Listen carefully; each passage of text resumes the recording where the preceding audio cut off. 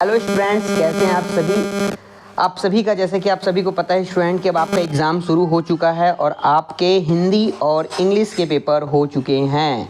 अब बारी है बॉटनी की और आप सभी की डिमांड थी कि सर कुछ गेसिंग पेपर्स पिछले वर्ष की तरह इस वर्ष भी आप लेके आइए। समय की कमी थी स्टूडेंट, इसके लिए मैं क्षमा प्रार्थी हूँ कि मैं इसको पहले नहीं ला पाया, लेकिन कोई बात नहीं। अभी भी आज से अगर करेंगे तो आपके पास 2 दिन का समय है, आप इस 2 दिन में कवर अप कर सकते हैं। आपने वैसे तो पढ़ाई पूरी कर ली होगी, लेकिन फिर भी जो आपने हो सकता है कि आपको ये देखना है क्या आपने इसमें से कोई क्वेश्चन छूटा है या क्या आपने इसमें क्वेश्चन में पढ़ा है, ये आपको अब गेसिंग करना है। और लगता है कि हमने यह क्वेश्चन नहीं पढ़ा है तो स्टूडेंट तो बिल्कुल इसको आप जरूर पढ़ेंगे। वीडियो अच्छे लगे तो आप इसे लाइक करिएगा और ज़्यादा से ज़्यादा स्टूडेंट शेयर करना, क्योंकि हमारा उद्देश्य है कि ज़्यादा बच्चों तक की क्या है कि यह वीडियो आपको पहुंचना चाहिए। ठीक है, चलिए तो शुरुआत करते हैं बिना किसी विलंब के। और चलिए हम बात करते हैं स्टूडेंट, सबसे पहले बात करते हैं हम यूनिट 1 की बात करते हैं। यूनिट फर्स्ट की हम बात करते हैं। तो यूनिट फर्स्ट में हम देखेंगे कि आपका जो पहला जो टॉपिक है यूनिट 1 में, तो उसमें अगर देखा जाए स्टूडेंट तो यहाँ पर आपका पूरा अगर देखा जाए तो क्या है, आपका इंस्ट्रूमेंट है पहला टॉपिक तो। और जो दूसरा टॉपिक है वो है आपका क्या, क्रोमेटोग्राफी।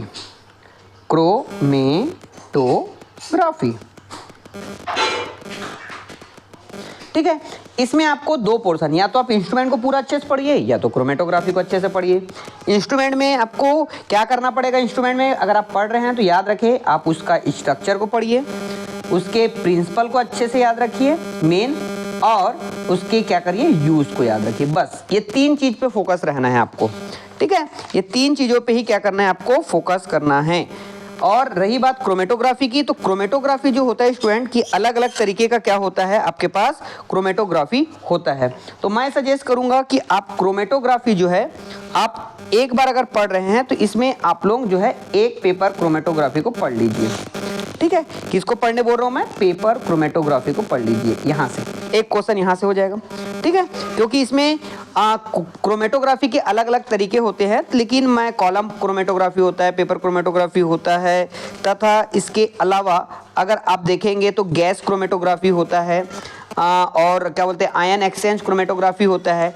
आपके सिलेबस में 3-4 दिया हुआ है, लेकिन आप क्या करिए पेपर क्रोमेटोग्राफी को पढ़ लीजिए। इससे फायदा क्या होगा, अगर क्रोमेटोग्राफी भी पूछेगा तो आप पेपर क्रोमेटोग्राफी को क्या कर सकते हैं, आप उसमें लिख सकते हैं। ठीक है, अब बात करते हैं स्टूडेंट हम इंस्ट्रूमेंटेशन की बात करते हैं।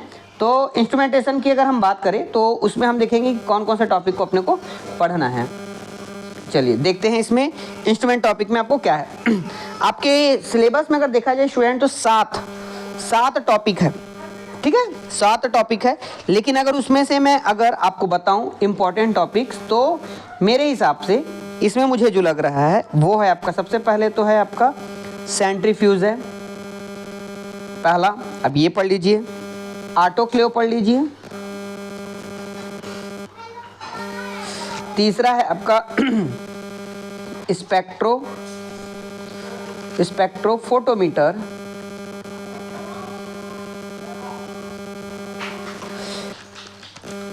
फिर है इलेक्ट्रोफोरेसिस। ये 4 को मैं श्रेणी में रख रहा हूँ स्टूडेंट, ये 4 को रखेंगे। और इसमें से कोशिश करिएगा कि जो प्रीवियस ईयर में अगर जो आया हुआ होगा उसको आप स्किप कर सकते हैं। जो प्रीवियस ईयर अगर आया होगा तो उसको आप स्किप कर सकते हैं।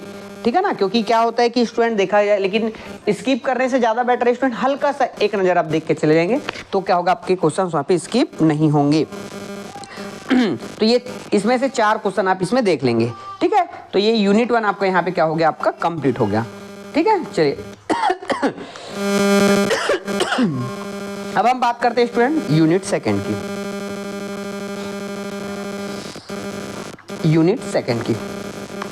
यूनिट सेकंड में अगर मैं बात करूं स्टूडेंट तो इसमें आपको देखने मिलेगा, तो आपको इसमें से क्या पढ़ना है, इसमें से आप पढ़ लीजिए प्लांट कल्चर। क्या पढ़ लीजिए, प्लांट कल्चर पढ़ लीजिए, तथा सोमेटिक हाइब्रिडाइजेशन पढ़ लीजिए, सोमेटिक हाइब्रिडाइजेशन। और तीसरा है, सबसे मोस्ट एमपी की श्रेणी में रख रहा हूँ स्टूडेंट मैं, वो है माइक्रो प्रोपागेशन। ठीक है, क्या है आपका? Micro propagation. इसको आप जरूर पढ़ लीजिएगा। और यहाँ पे आप देखेंगे तो यहाँ पे ये तो होने के बाद यहाँ पे माइक्रोस्कोप डाला हुआ है आपके सिलेबस में। माइक्रोस्कोप में दो है, एक है लाइट है और एक है इलेक्ट्रॉन है। तो मैं लाइट को तो प्रीफर नहीं करूँगा, मैं बोलूँगा जरूर कि आप जो है इलेक्ट्रॉन माइक्रोस्कोप को जरूर पढ़ लेंगे। ठीक है, तो इसमें से आप प्लांट कल्चर हो गया, सोमेटिक हाइब्रिडाइजेशन, माइक्रो प्रोपागेशन और क्या होगा? माइक्रोस्कोप। तो माइक्रोस्कोप में क्या पढ़ेंगे आप लोग? इलेक्ट्रॉन माइक्रोस्कोप जरूर पढ़ लेंगे। ठीक है, चलिए आपको मैं बता दूं स्टूडेंट, ये गैसिंग है और कुछ नहीं है। ये ऐसा कोई नहीं है कि मैं जो बोल रहा हूँ वो आ ही जाएगा। ये गैसिंग है कि इसमें मेरा अनुमान लग रहा है कि ये हो सकता है, मैं एक प्रिडिक्ट कर रहा हूँ। तो आप इसी पे डिपेंड ना रहे, आप अपना सविवेक भी यूज़ करिए। क्योंकि क्या हुआ है कि प्रीवियस ईयरों तक मैं क्या क्वेश्चंस निकालते आ रहा हूँ और उसमें एक्यूरेसी अगर देखा जाए स्टूडेंट, तो एक्यूरेसी जो है उसमें से 90 to 95% एक्यूरेसी रही है कि जितने क्वेश्चन हमने बताए हैं वो बिल्कुल आए हैं। तो ऐसा मैं उम्मीद करता हूँ कि इस वर्ष भी ये क्वेश्चंस आए। प्लीज़ मुझे आप पेपर होने के बाद ज़रूर बताएंगे, लेकिन मैं ये कहना चाहूँगा कि आप इसी पे डिपेंड ना रहे। हो सकता है कि फिर आपको लगेगा नहीं सर आपने बताया था, हमने यही पढ़ के गए तो और आप बताए वो नहीं है, तो ये बात ना हो। ठीक है, लेकिन आप इस क्वेश्चन को आप देख के जा सकते हैं। चलिए यूनिट 3 की बात करते हैं। यूनिट 3 में बात करते हैं स्टूडेंट, तो ये है आपका पूरा प्लांट पैथोलॉजी है।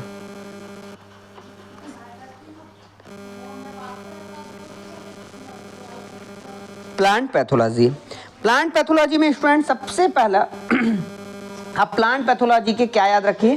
प्रिंसिपल जरूर पढ़िए। ठीक है, क्या पढ़ना है आपको? प्रिंसिपल, कि प्लांट पैथोलॉजी जो है वो किस प्रिंसिपल पे काम करता है। दूसरा चीज आप पढ़ के जाइए इसमें से सिम्टम्स, कि प्लांट पैथोलॉजी के मतलब डिसीज वाले जो होते हैं सिम्टम्स पढ़िए। और जो सिम्टम्स जो होते हैं उसमें आपको 3 तरीके का सिम्टम्स है, जैसे कि आपका फंगल हो गया, वायरल हो गया और क्या हो गया? बैक्टीरियल हो गया। तो आप वायरल वाला सिम्टम्स को ज़्यादातर पढ़ के जाएंगे। तीसरा इसमें मोस्ट आईएमपी क्वेश्चन है इसमें जो है आपका मोड ऑफ इन्फेक्शन। चौथा जो है इसमें स्टूडेंट इसमें अगर मैं रखता हूं तो वो है इसमें डिसीज कंट्रोल। क्या है इसमें आपका? Disease control. ठीक है, डिसीज कंट्रोल आप जरूर पढ़ के जाइए। इतना चीज तो आपको पढ़ के जाना ही है student.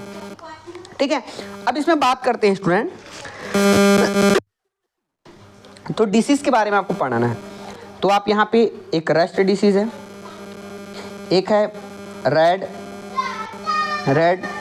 Red rot of sugar cane है, और आपका है लिटिल लीफ ऑफ ब्रिंजल है, टिक्का डिसीज है,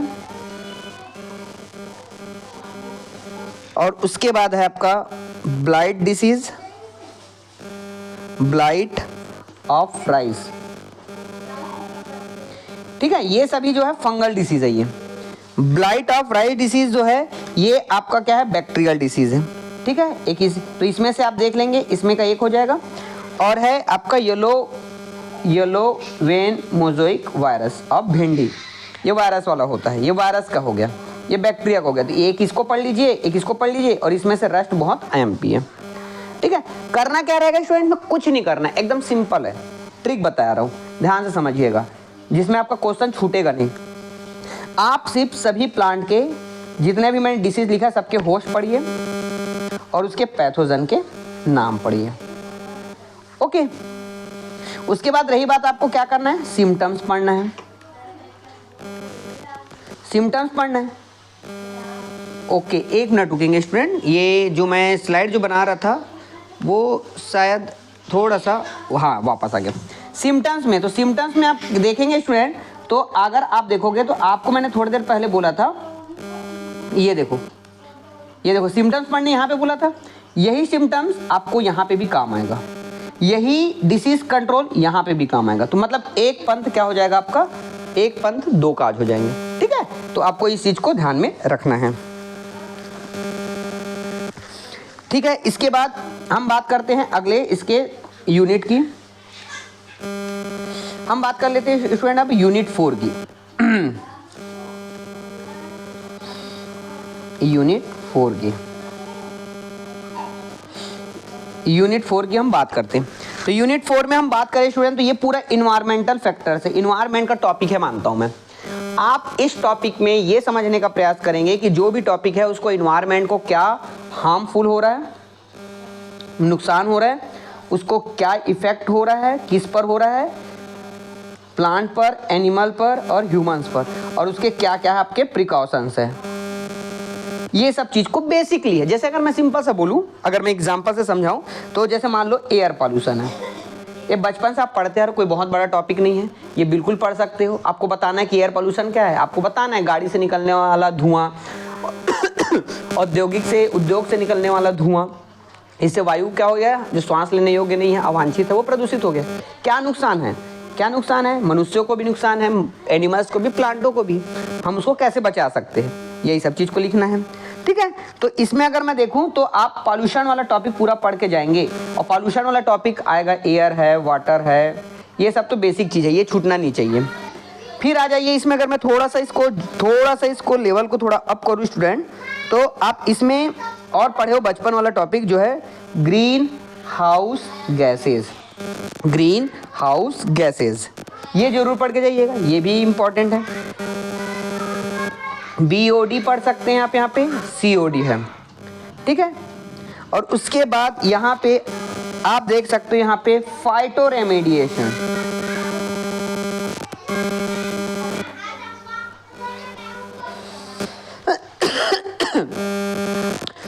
फाइटो रेमेडिएशन का जो टॉपिक्स है, इसको आप बिल्कुल पढ़िएगा। इसमें से प्लांट इंडिकेटर्स, एक मिनट ना, मैं बता रहा था स्टूडेंट कि क्या बता रहा था मैं, प्लांट इंडिकेटर्स का मतलब क्या होता है कि प्लांट कौन कौन सा प्लांट होता है जो इंडिकेट करते हैं, ये वाला टॉपिक हो जाएगा स्टूडेंट। इसमें आप जरूर पढ़िएगा बायोडायवर्सिटी। आजकल का हमारा जो टॉपिक पे जोन बेस्ड है, तो बायोडायवर्सिटी बिल्कुल पढ़ के जाइएगा, ये बहुत इंपॉर्टेंट टॉपिक है। क्योंकि ये वाला टॉपिक इतना इंपॉर्टेंट है स्टूडेंट, हमें कितने क्वेश्चन निकाल, लेकिन मेरी नजरों, जैसे ये वाला टॉपिक है, ये दो टॉपिक है, ये बेसिकली अगर आप इसको एक लाइन देख के भी जाते हो, एक नज़र देख के जाते हैं तो आप लिख ले पाएंगे। लेकिन आप phyto remediation, plant indicators, biodiversity तथा इसमें रेट डाटा बुक, ये सबको आपको पढ़ के जाना पड़ेगा। ठीक है, एक और, हाँ इसमें और है एक टॉपिक्स, इसमें मैं टॉपिक्स को रखना चाहूँगा, इसको जरूर देख के जाएंगे, जिसका नाम है आपका क्या, यूट्रिफिकेशन, और है बायोमैग्निफिकेशन।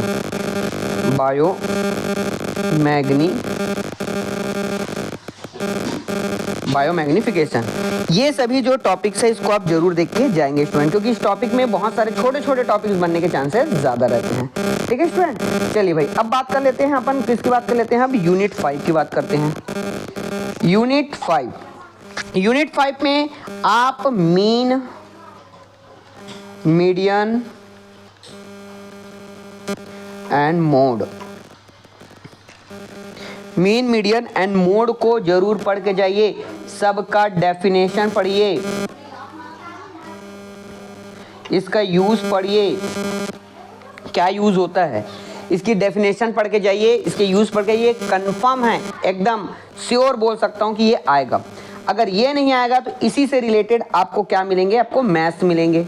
अगर मान लो आप अगर मैथ्स की तैयारी कर रहे हो, आप लोग मैथ्स का प्रिपरेशन करके जा रहे हो और आपको लगेगा कि ये नहीं है, तो आप छोड़िएगा नहीं। पिछले बार ये क्वेश्चन आया था, पिछले बार रिटर्न में आया था, मतलब थ्योरेटिकल आया था, तो बच्चे इसको छोड़ दिए थे। अरे भाई आपने मीन की तो तैयारी की है ना मेंस में, तो उसी को आपको इसमें लिखना है। उसने पूछा था मीन्स क्या है, समझाइए, तो आप बता सकते हैं कि कक्षा